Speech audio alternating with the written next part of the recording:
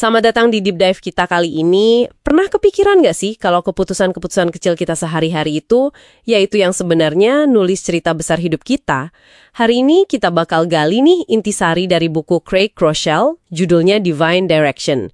Misi kita ya, mau coba ekstrak wawasan kunci soal gimana sih memulai kebiasaan baik dan menghentikan kebiasaan buruk itu bisa banget ngubah hidup kita secara fundamental. Betul sekali. Sumber ini tuh intinya kuat banget ya, bahwa hidup kita ini ya akumulasi aja dari pilihan-pilihan kita itu. Bahkan pilihan yang kelihatannya sepele, kayak yang diceritain penulisnya sendiri. Dia milih belajar di perpus daripada ke pesta. Nggak disangka malah ketemu calon istrinya di sana. Ini nunjukin gimana satu pilihan kecil bisa punya efek domino gitu ya. Intinya sih, ya keputusan hari ini nentuin cerita kita besok. Meskipun judulnya ada Divine Direction, prinsip dasarnya tuh sangat praktis kok. Berlaku buat siapa aja dalam mengebentuk alur hidup. Oke. Mari kita coba bedah nih. Jadi intinya kita ini penulis aktif ya buat cerita kita sendiri lewat pilihan. Buku ini kan ada 7 keputusan kunci katanya. Tapi kita fokus kedua dulu aja kali ya, yang paling dasar. Memulai sama menghentikan. Start dan stop. Nah, pertanyaannya, gimana caranya kita bisa mulai nulis cerita yang lebih baik gitu? Biar nggak cuma jadi penonton aja. Oke, kita mulai dari yang pertama ya, prinsip memulai. Kita tuh sering banget nunggu momen yang pas atau nunggu inspirasi gede gitu buat berubah. Padahal sumber ini justru nekenin kekuatan memulai dari hal yang kecil banget. Contohnya Osceola McCarthy, inspiratif sekali nih. Dia kerja jadi pencuci baju seumur hidupnya. Tapi dia mulai disiplin nabung. Dikit-dikit banget, recehan, dolar per dolar, tapi konsisten. Hasilnya, dia bisa ngumpulin lebih dari $150.000. Dan itu semua didonasikan buat beasiswa. Wow. Ini bukti nyata banget kan? Gimana tindakan kecil yang diulang terus itu bisa bikin dampak gede banget. Kayak efek bola salju gitulah, tapi buat kebiasaan. Kisah McCarthy itu luar biasa ya, benar. Tapi buat banyak orang tantangan terbesarnya itu justru di konsistensinya kan, apalagi jangka panjang gitu. Gimana caranya biar momentumnya kebangun dari awal yang kecil itu? Nah, pertanyaan bagus itu. Disinilah sumber ini ngasih kerangka praktis, namanya prinsip flossing. Mungkin kedengarannya aneh ya, flossing. Flossing, kayak bersihin gigi. Iya betul, idenya sederhana aja, pilih satu disiplin kecil, sekecil flossing gigi tiap malam, gitu. Meskipun lagi males banget, paksain lakuin. Nah, katanya sih, maksa diri lakuin satu hal kecil ini bisa jadi pemicu efek berantai positif lainnya. Kita jadi ngerasa lebih disiplin kan? Iya. Terus mungkin jadi kedorong buat olahraga, terus makannya jadi lebih sehat, tidurnya lebih bener. Sebaliknya juga gitu. Kalau kita abai sama satu disiplin kecil, itu bisa jadi kayak buka pintu buat kebiasaan jelek lain masuk. Oh, jadi kayak keystone habit gitu ya? Satu kebiasaan kunci yang bisa ngebuka kebiasaan baik lainnya. Tapi milih satu disiplin kecil yang pas dan beneran ngasih dampak itu, kayaknya nggak segampang itu juga kali ya? Ya, pasti ada proses coba-coba ya. Kuncinya sih menurut sumber ini, jangan kelamaan mikir. Pilih aja satu hal kecil yang rasanya bermakna buat Anda sekarang, dan ya mulai aja hari ini. Gak usah nunggu sempurna dulu, yang penting memulainya itu. Dan ini nyambung banget nih ke pilar kedua, menghentikan. Oke. Memulai hal baik itu satu sisi ya. Nah, sisi lainnya yang sama pentingnya itu, ya menghentikan yang buruk. Menghentikan. Menarik. Gimana tuh penjelasannya di sumber ini? Ya, sama pentingnya lah kayak memulai. Kita perlu sadar juga, identifikasi, terus potong kebiasaan atau pola yang nyabotase cerita hidup yang kita pengen. Contoh kuatnya itu dari Perjanjian Lama, kisah Musa. Dia kan kewalahan banget tuh, nyoba nanganin semua keluhan bangsa Israel sendirian. Iya, kebayang sih repotnya. Sampai akhirnya mertuanya Yitro datang terus ngomong belak-belakan. Apa yang kamu lakuin itu nggak bener. Kerjaan ini terlalu berat buat kamu. Musa harus berhenti nyoba jadi pahlawan super sendirian. Dia perlu belajar delegasi. Ada kekuatan besar loh dalam keputusan buat berhenti itu. Wah, itu pelajaran soal delegasi yang relevan banget ya. Ribuan tahun kemudian pun masih kepake. Jadi, menghentikan ini bisa macam-macam dong ya. Bisa kebiasaan fisik kayak ngerokok, atau pola pikir negatif, atau bahkan ya kesibukan yang nggak produktif gitu. Tepat sekali. Bisa berhenti ngeluh, bisa berhenti ngomong-ngosip, bisa berhenti kecanduan ngecek HP pas lagi sama keluarga. Atau berhenti nyalahin orang lain, nyalahin keadaan. Sumber ini nyaranin kita coba latihan mental. Mainkan cerita ke depan. Jadi kita mikir, kalau saya terus ngelakuin X ini, kebiasaan buruk, cerita hidup saya 5-10 tahun lagi bakal kayak gimana ya? Apa itu cerita yang saya mau? Pertanyaan reflektif yang kuat ya itu. Iya, bisa jadi pemicu bagus buat berhenti. Tapi gimana kalau kita bahkan nggak sadar gitu? Apa sih yang sebenarnya perlu dihentikan? Karena kan kita udah terlalu terbiasa ya. Nah, itu poin penting. Kuncinya ya refleksi jujur. Mungkin coba tanya ke diri sendiri, apa sih yang paling sering bikin saya frustrasi atau nyesel belakangan ini? Atau bahkan ya minta masukan aja dari orang yang kita percaya. Sama kayak memulai tadi, jangan coba hentikan semuanya sekaligus. Pilih satu hal spesifik yang paling rusak cerita Anda sekarang, terus fokus buat hentikan itu dulu. Oke, jadi kesimpulan dari deep dive kita hari ini nih ya. Kekuatan transformasi yang besar itu seringkali akarnya justru di keputusan start dan stop yang kecil tapi konsisten. Memulai satu disiplin positif dan secara sadar menghentikan satu pola negatif itu, wah, bisa banget ngubah arah hidup kita secara signifikan. Betul. Dan ini bukan sekedar tips perilaku sesaat aja ya. Ini lebih dalam. Soal ngambil alih peran sebagai penulis yang sadar atas narasi hidup kita sendiri. Membentuk sebuah cerita yang nggak cuma lebih baik, tapi juga lebih otentik, lebih nyambung sama nilai-nilai terdalam kita. Sebuah cerita yang, kalau dari perspektif sumber ini ya, mungkin memang arah yang dikehendaki buat kita. Nah, sebagai penutup nih, ada satu pemikiran buat Anda renungkan. Kalau hidup Anda itu ibarat buku yang halamannya nambah terus tiap hari, dan pena buat nulis bab selanjutnya itu ada di tangan Anda sekarang, Keputusan kecil apa, entah itu memulai sesuatu atau menghentikan sesuatu, yang bakal Anda ambil hari ini untuk mulai nulis halaman baru yang lebih bermakna. Bagian kedua. selamat datang kembali di The Deep Dive. Oke, hari ini kita mau gali satu pertanyaan nih yang mungkin lagi sering muncul di benak Anda. Kapan sih sebenarnya waktu yang pas buat kita bertahan di jalur yang sekarang? Dan kapan kita justru harus, berani melangkah ke sesuatu yang baru?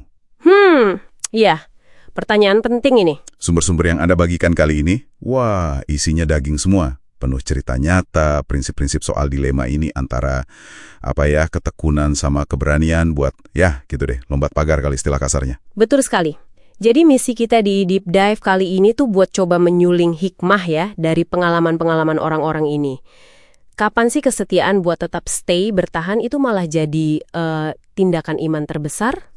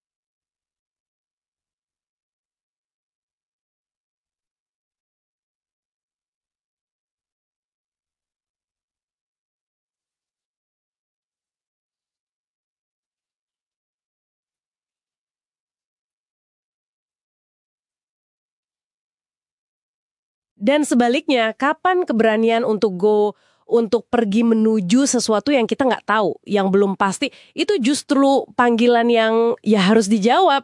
Kita bakal lihat nih contoh-contoh konkretnya dari materi Anda. Oke, siap. Yuk kita bongkar pelan-pelan. Mungkin mulai dari yang bertahan dulu kali ya. Kekuatan untuk stay. Di salah satu sumber Anda kan ada cerita-cerita yang, lumayan menyentuh ya. Soal momen-momen krusial di mana bertahan itu jadi kuncinya. Misalnya ada kisah seorang pria yang, hampir nyerah aja sama pernikahannya. Tapi terus dia sadar gitu, betapa berharganya dulu istrinya memilih buat ya tetap tinggal, berusaha memperbaiki hubungan. Oh iya ya, saya ingat cerita itu. Atau kayak kata seorang nenek bijak gitu loh, rahasia pernikahan awet cuma memilih untuk tetap tinggal. Padahal sebenarnya lebih gampang buat pergi. Simple tapi dalam ya. Nah, ini menarik nih kalau kita lihat polanya. Konsep bertahan atau stay di sini tuh kayaknya bukan sekedar keras kepala buta gitu ya, tapi lebih ke sebuah pilihan sadar. Pilihan yang akarnya itu komitmen. Betul, komitmen. Contoh lain yang kuat banget dari sumber Anda itu kan penulisnya sendiri ya. Dia cerita, di awal-awal pelayanannya itu gagal total. Wah, separah apa tuh? Parah banget, dia cerita. Kelompok yang awalnya 100 orang lebih, nyusut sampai tinggal 4 atau 5 orang aja. Bayangin coba. Waduh. Atasannya bahkan udah minta dia berhenti. Tapi mentornya bilang gini, semakin Tuhan mau pakai kamu, ya semakin besar godaan buat berhenti. Jangan sekali-kali berani berhenti. Akhirnya, dia memilih stay. Dia bertahan. Wow, itu butuh kekuatan besar sih. Mirip juga ya sama contoh klasik dari kitab suci, kisah Ruth itu. Oh ya Ruth, bener banget. Pilihan paling masuk akal, paling aman buat dia. Iya, betul. Balik ke rumah orang tuanya. Tapi Ruth malah milih stay, tinggal sama Naomi, dalam kondisi yang, ya ampun, miskin, gak ada kepastian sama sekali. Dan justru keputusan sulit ini, ya, memilih bertahan sama Naomi dan Tuhannya Naomi itu, yang malah jadi jalan buat dia nerima berkat luar biasa lewat Boaz. Nah, ini kan langsung bikin kita mikir ya. Coba deh, Anda yang lagi dengerin, di area mana dalam hidup Anda sekarang ini? Bertahan itu rasanya, aduh, susah banget. Tapi jangan-jangan itu justru jalan yang benar buat Anda. Mungkin di kerjaan, mungkin di studi, atau hubungan, atau bahkan keyakinan pribadi Anda gitu. Kadang tindakan iman terbesar itu ya, sesederhana setia buat tetap di tempat kita ditanam. Gimana menurut Anda? Setuju banget. Tapi, nah ini dia, sisi lainnya. Sumber-sumber kita ini juga nggak kalah seru nih pas bahas kapan waktunya buat go, buat melangkah pergi. Betul, ada sisi itunya juga. Contohnya juga kuat-kuat loh. Ada pasangan dokter, hidupnya udah mapan banget. Rumah bagus, praktek sukses, pokoknya enak lah. Mereka malah milih ninggalin itu semua. Kemana perginya? Buat melayani di Haiti. Tempat yang, ya ampun, listrik aja kadang ada, kadang enggak. Tantangannya banyak banget. Wow, itu lompatan besar. Banget. Atau pengalaman penulisnya sendiri nih. Ini sebelum dia jadi orang percaya. Dia nekat aja gitu, mulai kelompok studi Alkitab di tengah lingkungan pergaulan mahasiswa yang isinya pesta melulu. Agak aneh ya kelihatannya. Aneh banget awalnya. Tapi langkah go yang aneh itu justru yang mengubah hidup dia selamanya. Kalau kita perhatikan polanya di sini ya, pergi atau go, ini seringkali artinya, ninggalin zona nyaman. Iya, pasti itu. Ninggalin rasa aman, demi sebuah tujuan yang dirasa lebih besar, atau semacam panggilan ilahi gitu. Mirip kayak, Mirip banget sama kisah Abraham kan di kitab suci. Yang diminta Tuhan buat ninggalin negerinya, keluarganya, pokoknya semua yang dia kenal deh. Disuruh pergi ke tanah yang dia sama sekali nggak tahu di mana. Modalnya apa? Cuma janji Tuhan aja. gila, modal iman doang ya. Betul. Jadi kadang emang gitu, untuk bisa melangkah ke takdir yang baru, kita justru harus berani melangkah menjauh dari rasa aman yang lama. Penulisnya juga cerita lagi pengalaman pribadinya. Dia ninggalin posisi yang udah enak banget, nyaman, di gereja yang udah gede dan mapan. Oh iya? Terus ngapain dia? Mulai gereja baru. Dari nol. Bayangin aja, mulainya di garasi 2 mobil. Modalnya cuma proyektor tua, sama satu relawan yang, ini unik banget, jarinya cuma 4. Serius? Serius, ini jelas bukan pilihan yang gampang kan? Tapi mereka lakuin itu karena ngerasa ada dorongan kuat, yaitu tadi panggilan. Mereka harus go dari yang udah matan buat mulai sesuatu yang baru. Nah, sekarang balik lagi ke Anda nih yang dengerin. Ada nggak sih panggilan untuk pergi dalam hidup Anda saat ini? Mungkin mulai proyek baru, atau pelayanan baru, bisnis mungkin. Atau sekedar berani pindah ke tempat baru. Meskipun rasanya, aduh, lebih enak diem aja di sini. Lebih aman ya rasanya. Iya. Sumber Anda juga cerita soal Amy, istrinya penulis. Dia ngerasa banget dipanggil buat mulai rumah singgah buat perempuan korban kekerasan. Padahal waktu itu dia, ya ampun, nggak punya uang, nggak punya staf, rumah aja nggak punya buat nampung. Bener-bener nol. Wah, terus gimana?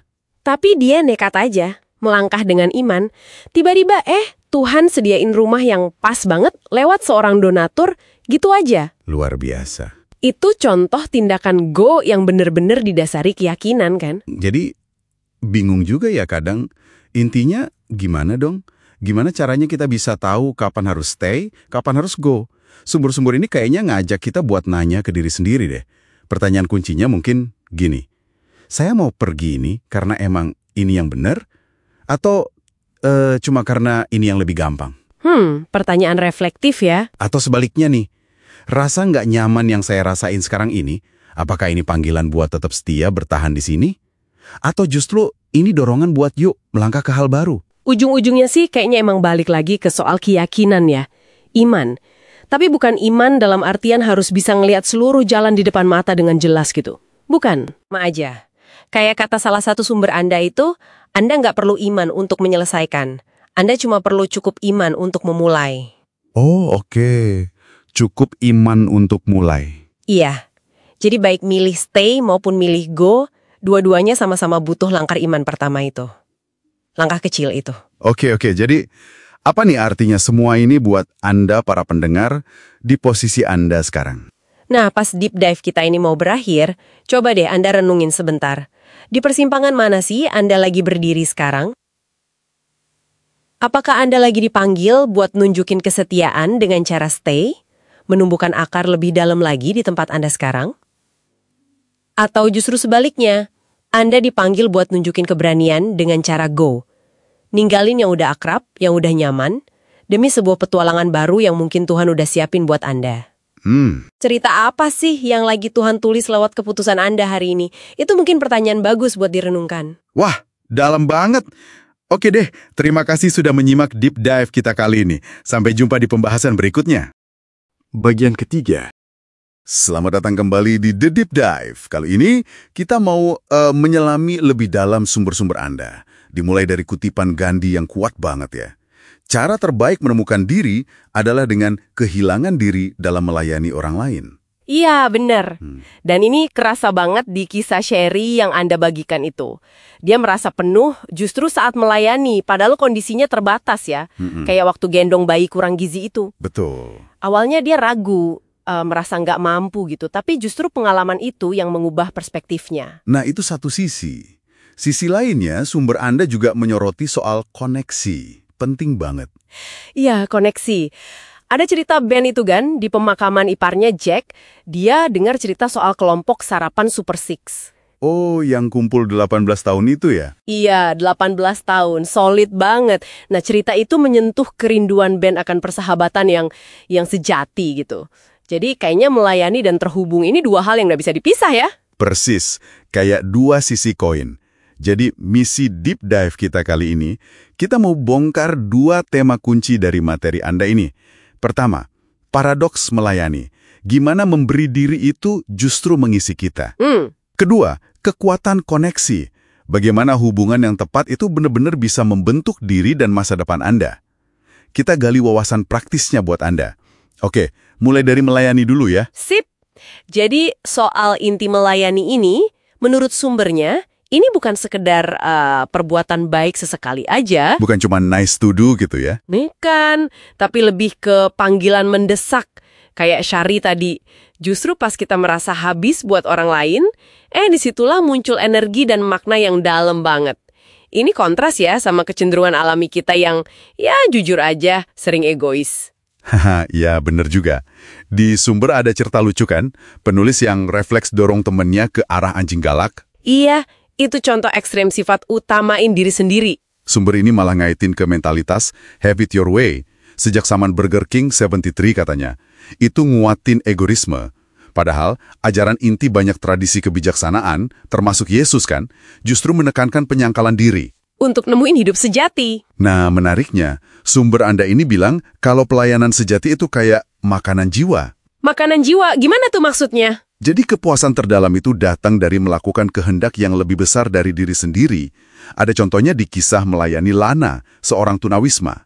Oh, yang dibantu tim itu ya? Iya, mereka bantu bersihin luka, kasih pakaian, perhatian medis, dukungan spiritual.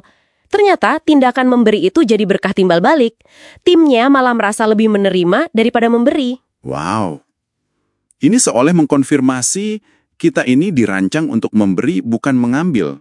Dan ada pergeseran penting ya, dari sekedar melakukan pelayanan, jadi menjadi seorang pelayan. Identitasnya berubah. Tepat. Penulis sumbernya cerita pengalaman pribadinya. Awalnya fokus ke acaranya sendiri. Malah cari celah aturan. Titik baliknya pas denger khotbah soal Yesus membasuh kaki murid.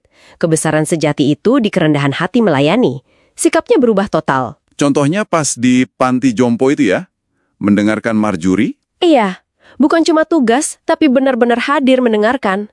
Nah, perubahan jadi pelayan ini nyorot perbedaan penting yang disinggung sumber juga. Kita ini konsumen atau kontributor di komunitas kita.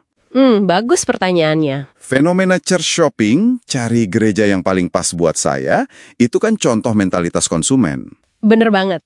Sumber ini nantang. Kita dipanggil jadi kontributor. Gereja atau komunitas itu bukan produk. Kita adalah bagian darinya dan kita ada untuk dunia. Jadi mungkin pertanyaan refleksi buat Anda yang dengar. Di komunitas Anda lebih sering jadi konsumen atau kontributor. Oke, itu soal pelayanan.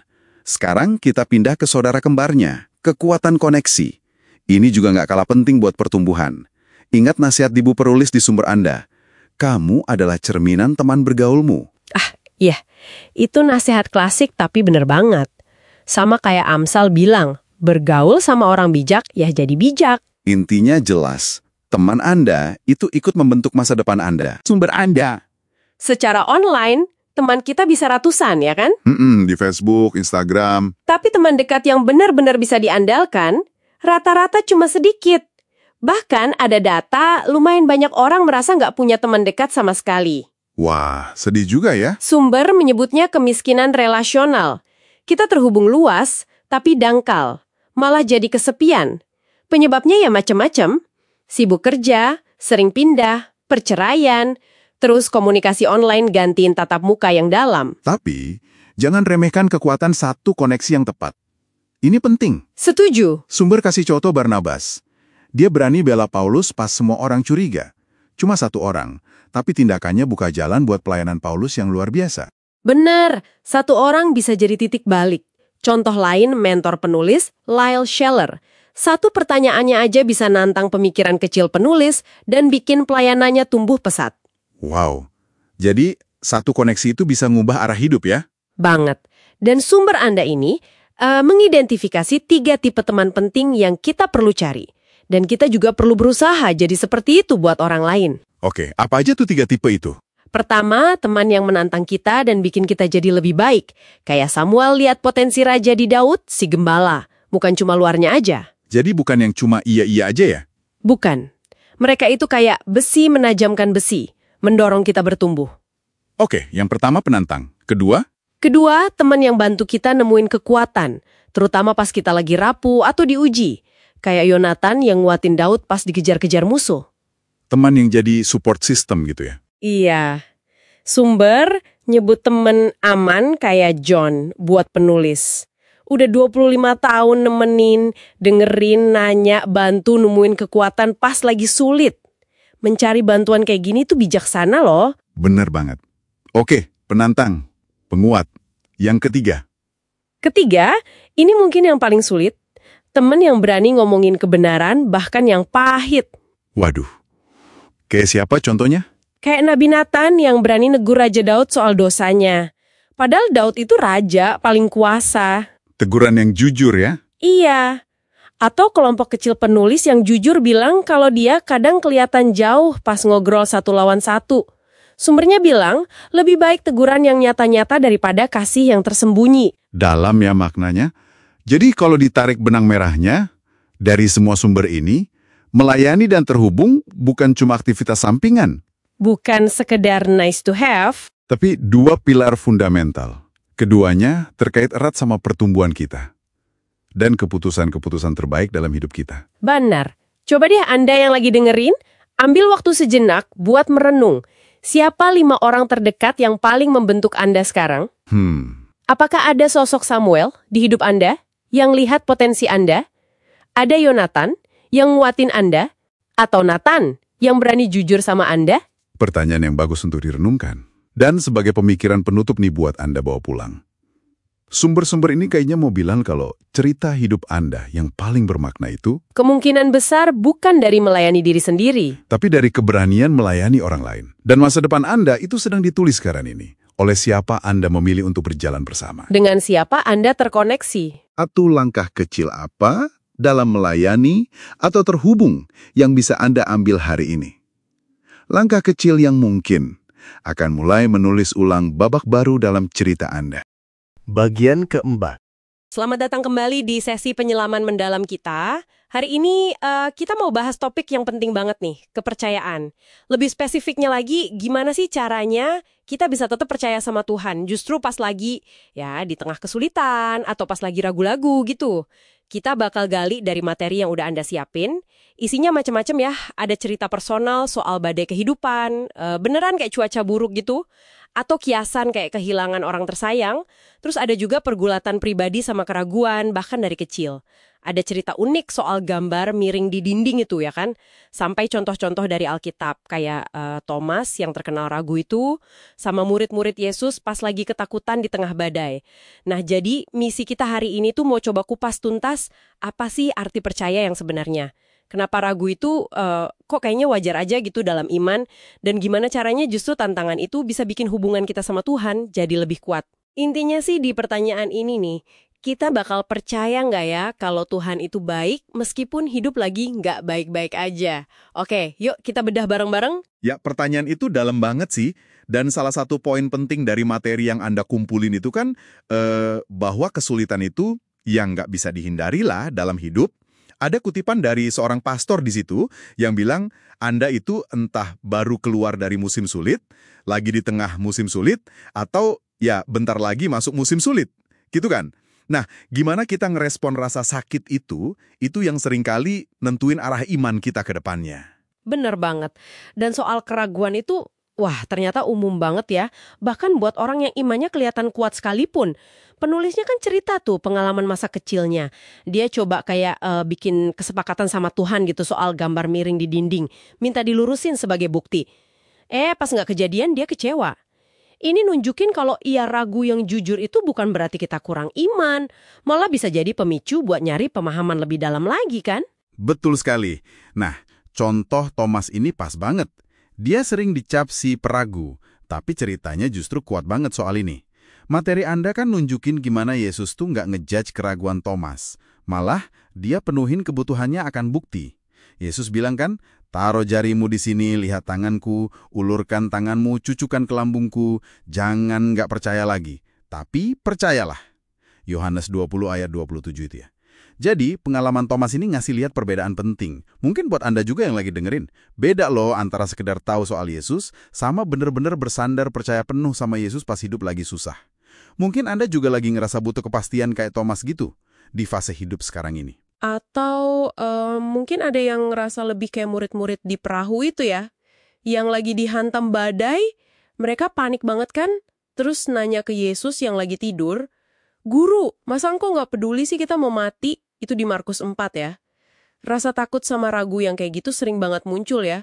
Apalagi kalau kita ngerasa Tuhan kok kayaknya diem aja, nggak peduli sama penderitaan kita. Nah, kalau kita lihat gambaran besarnya nih, materi Anda itu ngasih perspektif bahwa Tuhan tuh ngizinin badai itu terjadi.